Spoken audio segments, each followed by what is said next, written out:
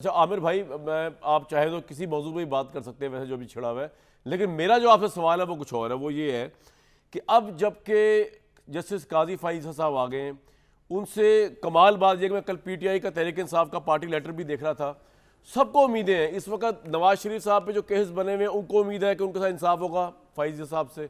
इमरान खान साहब जिन पे केस बने हुए जेल के अंदर है, उनको लगता है उनको इंसाफ होगा। आपको क्या लगता है सर, क्या होगा?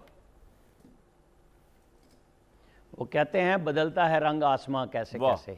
चीफ जस्टिस कोई भी हो, उसके साथ तवक्को यही होनी चाहिए कि वो सिर्फ इंसाफ करेगा, कानून और आइन के तहत करेगा। वो तशरीही और पंचायती आइन नहीं चलाएगा जो मोहतरम बंदयाल साहब चला रहे थे, जो फ़िक्रा अहमद अब्बास साहब ने आखिरी कहा कि हुकूमत पीडीएम के हवाले की जाती है। क्यों जी? अदम एतमाद की तहरीक पेश करना क्या आइन में नहीं लिखी थी?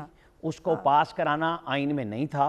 हुकूमत हवाले की गई पंजाब की 63A को रीराइट करके तशरीह करने की बजाय एक आइन से आर्टिकल ही ख़त्म कर दिया गया। ये दिन और रात जो सुबह शाम पीटीआई के लिए अदालत चलती थी, मखसूस बेंचेस चलते थे, जिसको ब्रदर जजेस ने, मैंने और आपने नहीं, ब्रदर जजेस ने कहा कि हुजूर आप बादशाह नहीं हैं, एक कुर्सी पे बैठ के आप शहनशाह नहीं हैं। ये जो सारे आसमान और ज़मीन के कलाबे मिलाए गए कि जी सुप्रीम कोर्ट की सुपरमेसी को ख़राब कर रहे हैं, 191 के तहत है, फलानी है, डिमकानी है, वहीं लिखा हुआ है आइन और रूल्स के तहत, कानून और रूल्स।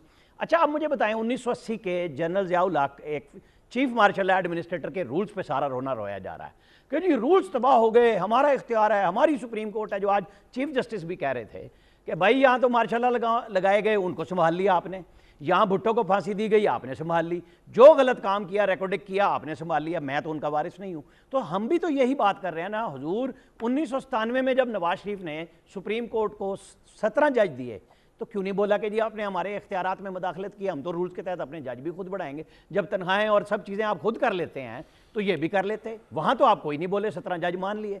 तो अब आप उसी में जिसके तहत सुप्रीम कोर्ट के 17 जज एक कानून के तहत बने, अगर वो रेगुलेट करके सिर्फ इख्तियारात की एक शख्स से हाथ हटा के 2 जजेस के हवाले कर रहे हैं, तो तकलीफ किस चीज़ की है?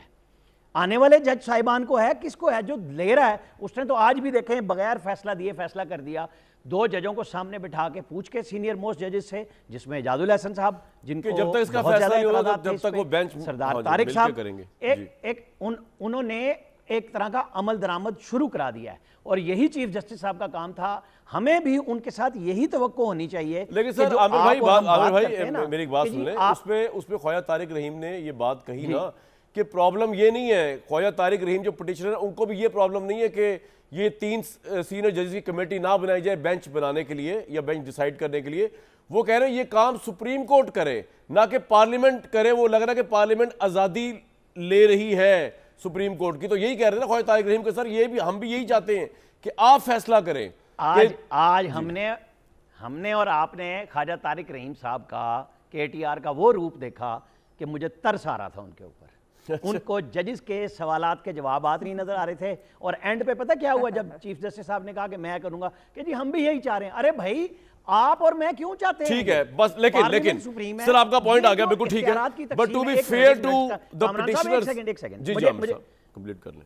नहीं फेयर टू पिटिशनर नहीं, पिटिशनर तो ख्वाहिशों पे लेके आते हैं। मैं अभी बात ही नहीं की हमारे मुल्क में पिटिशनर आने से पहले सुप्रीम कोर्ट का अमला शाम में आके बैठ जाता रहा है। आप और हम नहीं देखते रहे। ये कौन से पिटिशनर? सर मैं अब एक ब्रेक के लिए जा रहा हूं, मेरी बात सुनिए। आप और हम सब आईनी कानूनी तौर पे चीजों को लें। बिल्कुल ठीक है सर।